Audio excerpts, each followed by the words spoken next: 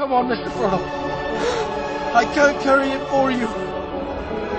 But I can carry you.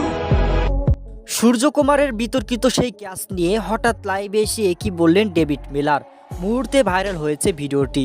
বিস্তারিত জানুন পুরো ভিডিওতে। টি-20 বিশ্বকাপের ফাইনালে ভারতের দেওয়া 177 রানে জবাবে ব্যাট করতে নেমে ম্যাচ জয়ের খুবই কাছাকাছি গিয়েও শেষ পর্যন্ত হারতে হয় সাউথ আফ্রিকাকে।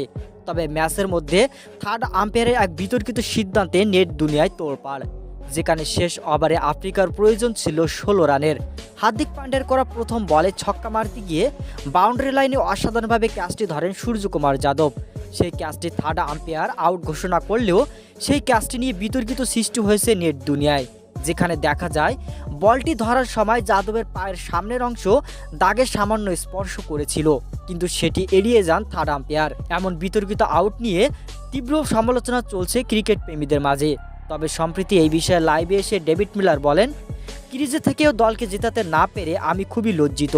তবে ম্যাচের পরে যাদবের ক্যাচটি দেখে সত্যি অনেক খারাপ লাগছে।